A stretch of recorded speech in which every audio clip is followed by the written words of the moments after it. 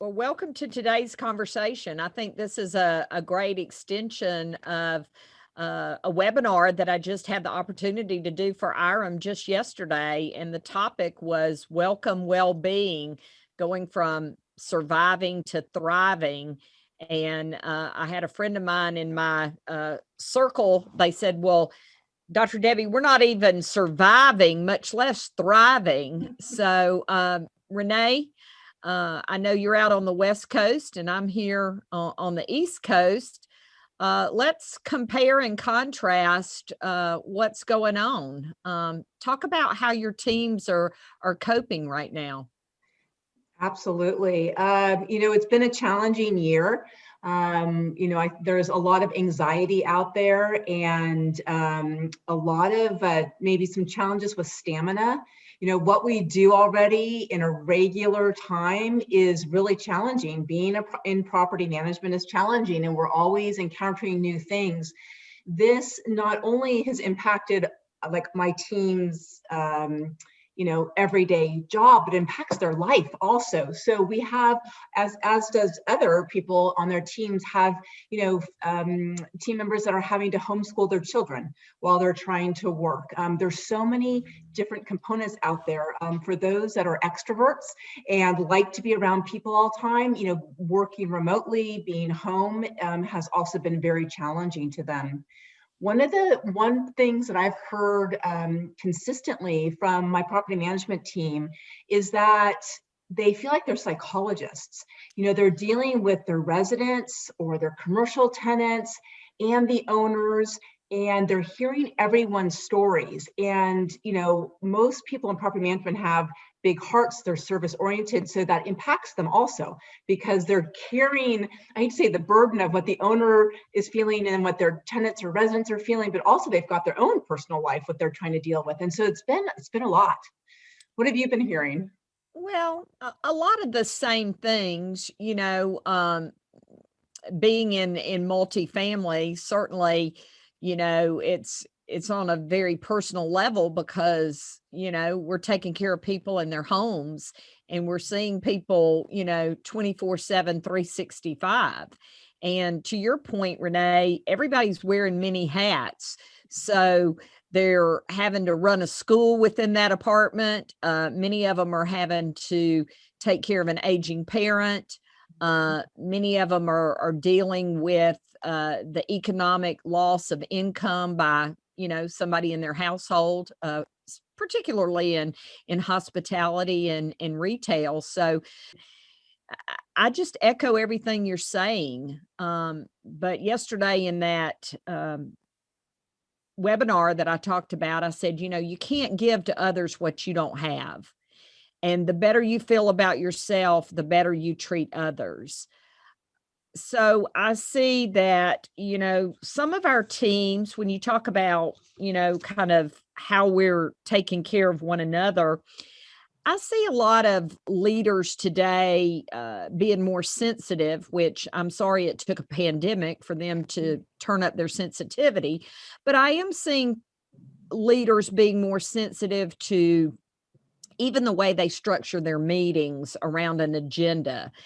Instead of somebody just jumping into the topic, I see them checking in, asking them more specific questions about, how they're doing. But this has taken a toll not only on the teams, certainly on the leaders, but also on the residents and the supplier partners. Eh, I think Jim Ledbetter at Drucker and Falk, he said, this has been a time when it's like building a plane with people on it, that we've had to kind of figure it out as we go. And that's why I love what IREM, you're an executive at IREM and I'm a, presenter and educator. And I think it's just great that we have a community of like-minded people that have come around us to help each other kind of figure it out. What have you done for some of your teams? How have you helped them with their resiliency? It's interesting. I've never heard the word or used the word well-being so much as I have in the last 12 months. We've always wanted our team to have a work-life balance, but you typically find property managers or a lot of type A people that just go go go. And so I know we've spent a lot of time with reminding them to take care of themselves, giving them permission. They won't give themselves the permission to be out sick for a day. I have someone out sick today, and yesterday, he's like, I can't get behind him. Like, if you don't feel good, please just go dark. It's okay. And so I'm noticing that we're having to just really encourage them to, did you get out for a walk? Have you, are you eating? I had a property manager said, I haven't eaten all day. I'm like, that's not okay. You need to eat. I mean, I didn't have these conversations a year ago about eating and going for a walk, but it's really interesting. They need the emotional, I'm noticing they need a little bit more of the emotional support. They don't need the get it done or, try to meet the deadline, because they're already driving that way. And so just keeping in mind that they need to stay balanced, reminding them they need to stay balanced, and providing some tools.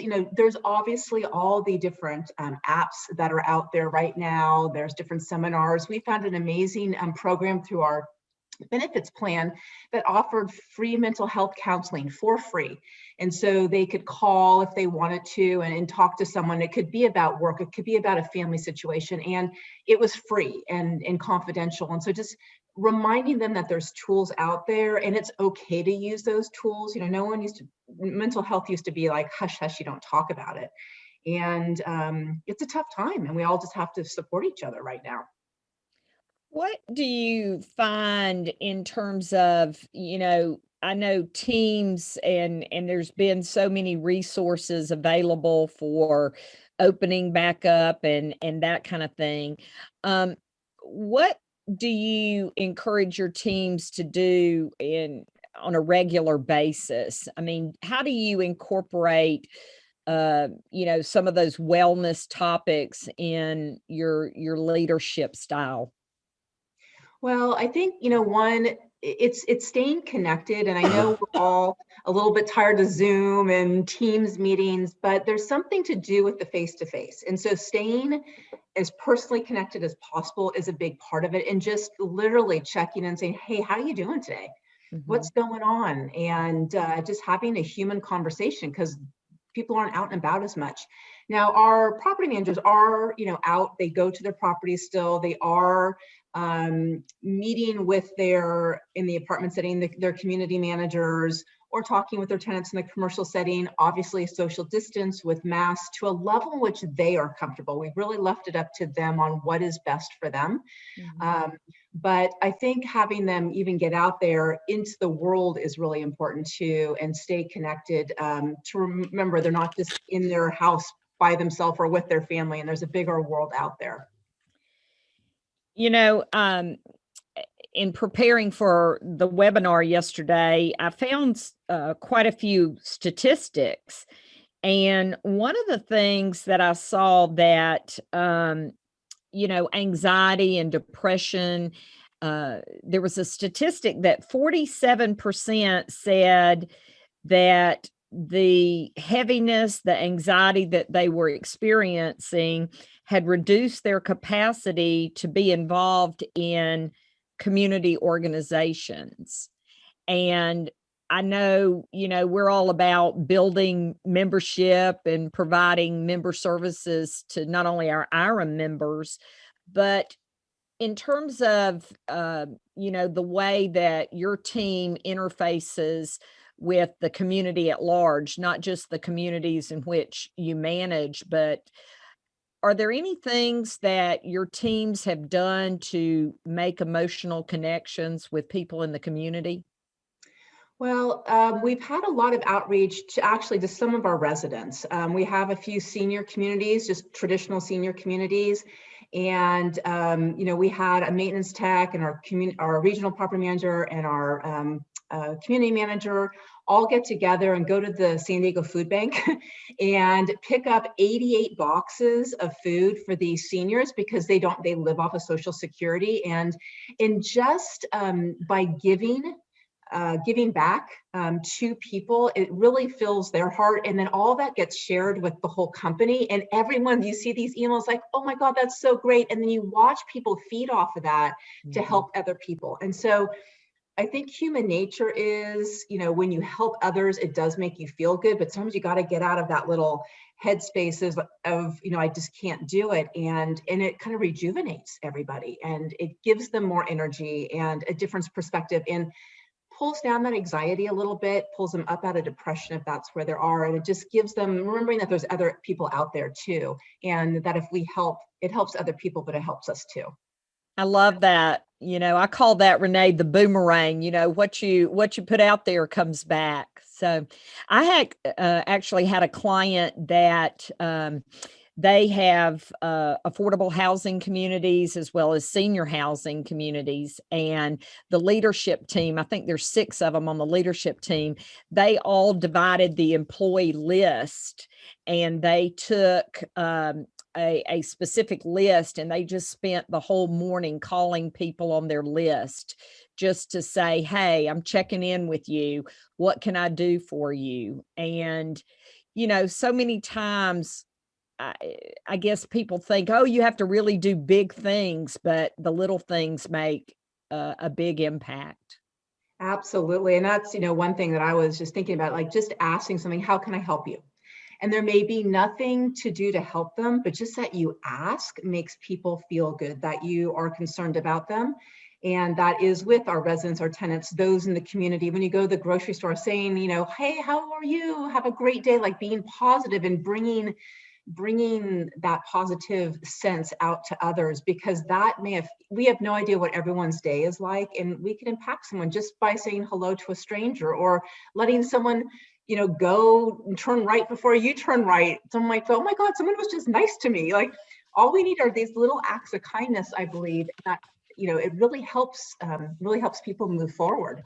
I know it makes me feel good, so It absolutely makes us feel good. And, I shared just being, and what you just talked about, Renee, was being present, is those 7 attitudes of mindfulness. And one of those attitudes, and all this research came from Jon Kabat-Zinn, but one of the attitudes of mindfulness is non-judging. And I can be somebody's worst critic at times. I mean, I'm always full of vitamin E encouragement, but I can be very critical of myself as well as others at times. And one of those attitudes is really non-judging. And I think it's important for us to practice. I call it a space for grace, that we've got to show grace. As we talk about anxiety, is to talk about the importance of being present and mindfulness. You're always so calm, Renee. What makes you so grounded and so calm? Give us Well, some that may be an tips. exterior thing. It's something I have to work very hard on. I am very a critical thinker on both what other people are doing, or what a property looks like, or how I've handled something. And I've learned, and I've worked really hard on kind of self-forgiveness. I was on an IRM call several months ago, and one of the property managers made a comment about, like, I can't do it all and this and that, and they were so overwhelmed. And my comment was like, it's okay, you can't do it all, and you need to forgive yourself. Like, we all have to forgive ourselves. We can't do everything. We can't be perfect all the time. And so it's not only in being present and being forgiving to others, it's about being forgiving to ourselves. And I think most of us are our worst critics and beat ourselves up more than anyone else does. And we have to stop that. We have to, if we make mistakes, say, hey, I blew that one, got it, I won't do that again, and then just move on and not keep going back. And we're in a time where, especially in the property management, you cannot do everything. We couldn't do everything before, and now we really can't do everything. And so we have to be okay with not doing everything. And it's a horrible feeling for many of us, but we just have to go, did what I could do. and Yeah. then move on. That's all. I do want to just offer up those 7 attitudes of mindfulness, because if someone's listening to our conversation, they would say, well, Dr. Debbie, you gave one. What are the other 6? And the other 6 is, the first one obviously is non-judgment, but the second is patience, patience with ourselves, patience with others, acceptance, like exactly what you said, Renee, accepting that, hey, we might not get everything on our list done today. And, I used to hate it. I had a friend and she would always say, well, it is what it is. And I used to hate that. And now I find myself coming back to that. So that acceptance. The fourth is non-striving.